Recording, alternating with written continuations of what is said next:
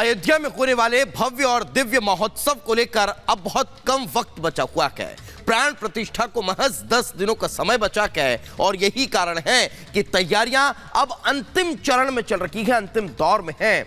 मुख्यमंत्री योगी आदित्यनाथ ने हर जिले के डीएम के साथ बैठक कर जरूरी दिशा निर्देश दे दिए हैं। देखिए रिपोर्ट।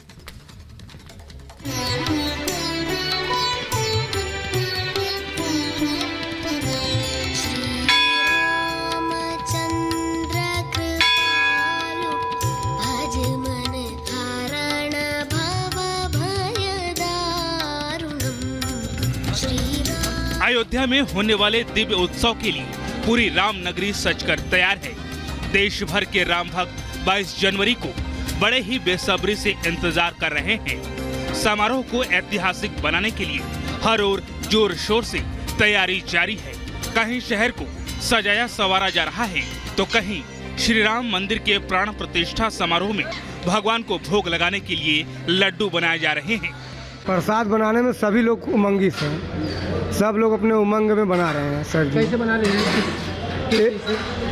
ये लड्डू बन रहा है शुद्ध देसी गाय घी का। इसमें पड़ रहा है 1 किलो बेसन और 1 किलो शक्कर और 700 ग्राम देसी घी का मात्रा देकर बन रहा है। तैयारी में कहीं से कोई कसर न रह जाए, इसके लिए सीएम योगी आदित्यनाथ ने खुद कमान संभाल रखी है। अयोध्या के ताबड़तोड़ दौरे कर वो लगातार प्राण प्रतिष्ठा कार्यक्रम को भव्य बनाने में जुटे हैं। अधिकारियों से पल पल की रिपोर्ट ले रहे हैं। इसी कड़ी में मुख्यमंत्री योगी ने सभी जिलों के डीएम के साथ समीक्षा बैठक की। वीडियो कॉन्फ्रेंसिंग के जरिए सीएम योगी ने प्रदेश के सभी जिलाधिकारी को प्राण प्रतिष्ठा कार्यक्रम को लेकर 22 जनवरी को सार्वजनिक अवकाश की घोषणा करते हुए जरूरी दिशा निर्देश दिए हैं। स्कूल कॉलेजेस के अलावा हमारे प्रदेश में हम सार्वजनिक अवकाश रखेंगे। पूरे प्रदेश में सार्वजनिक अवकाश होंगे। दूसरा, 22 जनवरी को हमने प्रदेश में शराब की दुकानों को पूरी तरह बंद रखने के लिए कहा है। सुबह से लेके देर रात्रि तक ये सभी बंद रहेंगे। सीएम योगी ने जिलाधिकारियों के साथ बैठक कर पूरे सूबे की सुरक्षा मुस्तैद करने के सख्त आदेश दिए हैं। इसके साथ ही चप्पे चप्पे की सीसीटीवी से निगरानी करने के निर्देश दिए हैं। इस पूरे कार्यक्रम में सुरक्षा एक बहुत मायने रखेगा।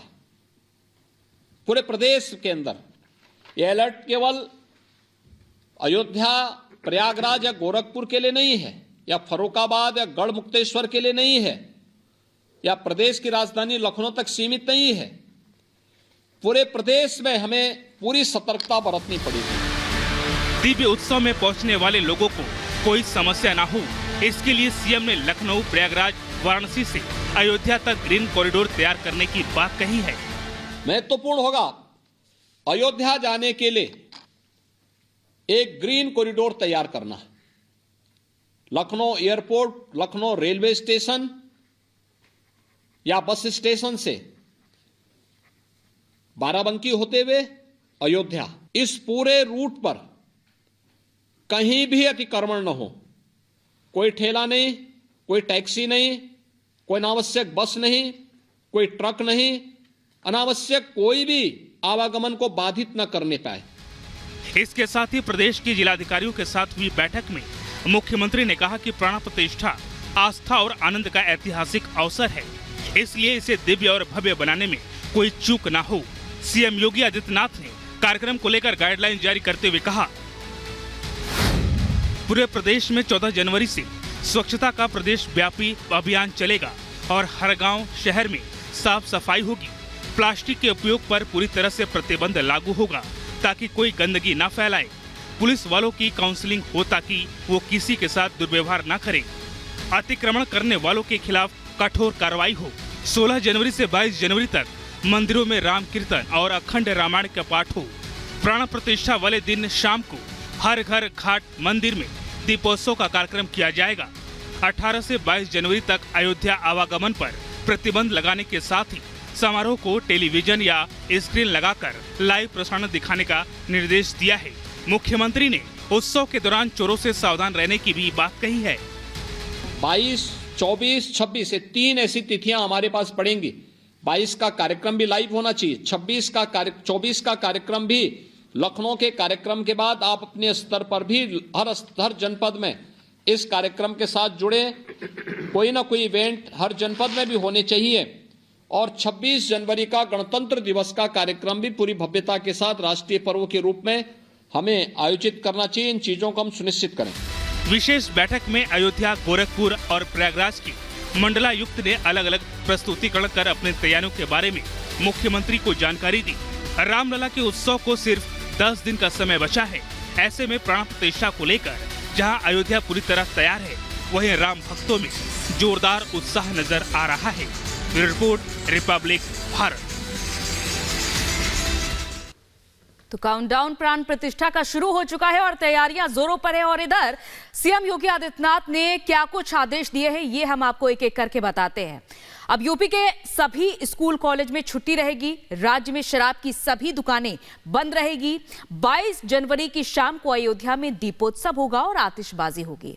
यूपी के प्रमुख मंदिरों में, घाटों में दीपोत्सव और आतिशबाजी की जाएगी और प्रमुख मंदिरों में समारोह का लाइव टेलीकास्ट किया जाएगा। सरकारी इमारतों में, स्कूलों को रोशनी से सजाया जाएगा। इसके अलावा 16 से लेकर 22 जनवरी तक प्रमुख मंदिरों में राम संकीर्तन, अयोध्या में 50 जगहों पर समारोह दिखाने का इंतजाम किया जाएगा। तो इस तरह से यहां पर तैयारियां भी जारी है और सख्त निर्देश भी सीएम योगी आदित्यनाथ की ओर से दे दिए गए हैं। अब क्या अगली बड़ी खबर है, इसके लिए रुख करते हैं मेरे सहयोगी दीपेश का।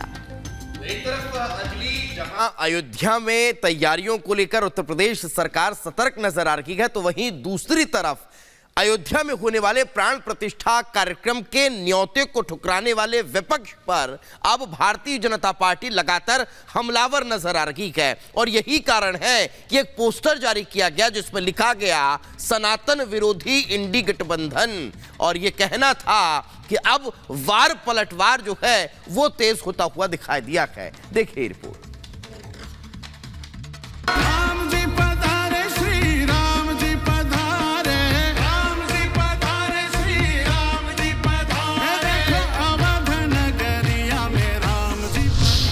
राम को ठुकराएंगे, 24 में सजा पाएंगे।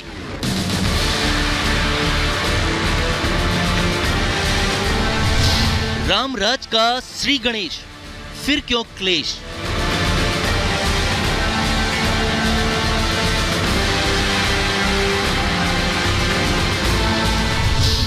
सनातन विरोधी इंडी गठबंधन। अयोध्या में 22 जनवरी को होने वाले राम मंदिर के उद्घाटन समारोह की भव्य तैयारी की जा रही है। प्रधानमंत्री मोदी की मौजूदगी में भव्य राम मंदिर में रामलला की प्राण प्रतिष्ठा की जाएगी।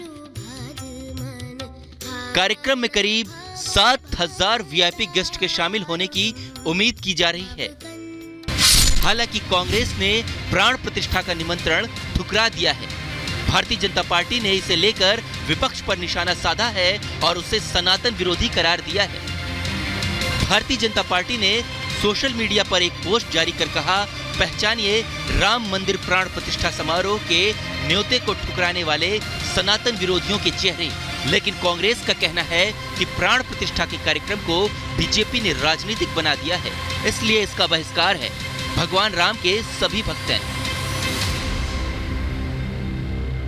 22 तारीख के उस फंक्शन को, जिसको एक धार्मिक फंक्शन के बजाय एक राजनीतिक फंक्शन बना दिया, सिर्फ उसका बहिष्कार है। राम मंदिर का कोई बहिष्कार नहीं। राम मंदिर में सब कांग्रेसी जाएंगे, जिस चीज को जाना हो उस पर कोई रोक नहीं है, सब जा सकते हैं। वहीं बीजेपी नेता कांग्रेस पर जमकर वार कर रहे हैं।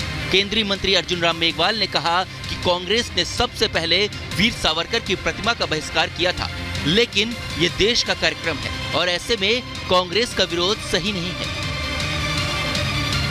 वीर सावरकर की एक प्रतिमा संसद में लगी, सबसे पहले बाइकाट वहां किया उन्होंने, वो ठीक नहीं था। अब ये सांस्कृतिक उत्थान का एक इतना बड़ा कार्यक्रम और पूरे देश में उल्लास और उमंग का वातावरण है, वो जाने भी कांग्रेस, लेकिन देश तो उमंग और उल्लास के वातावरण में डूब रहा है। कांग्रेस के फैसले पर बीजेपी हमलावर है। बीजेपी का कहना है कि प्राण प्रतिष्ठा कार्यक्रम का बहिष्कार करने वालों का जनता चुनाव में बहिष्कार करेगी। राम मंदिर प्राण प्रतिष्ठा समारोह 22 जनवरी को हो रहा है। इसमें शामिल होने के लिए प्रधानमंत्री नरेंद्र मोदी और यूपी के सीएम योगी आदित्यनाथ सहित हजारों लोगों को निमंत्रण भेजा गया है। Bureau report, Republic Bharat.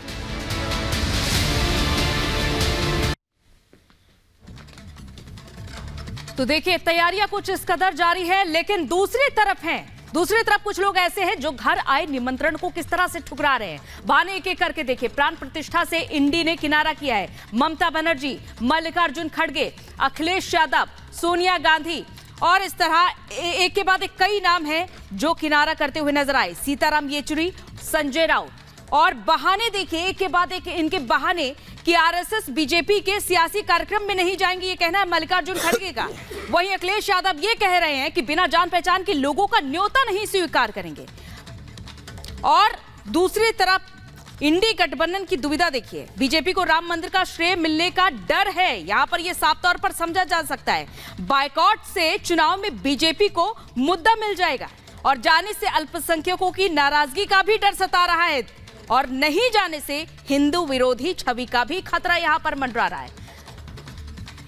तो एक तरफ जहां यह देखा जा रहा है कि राम मंदिर प्राण प्रतिष्ठा के लिए लोग मीलों का सफर तय कर रहे हैं, दूर दूर से आ रहे हैं, लेकिन दूसरी तरफ घर आए न्योते को किस तरह से ठुकराया जा रहा है और किस तरह की बयानबाजियां हो रही है, ये आप समझ सकते हैं।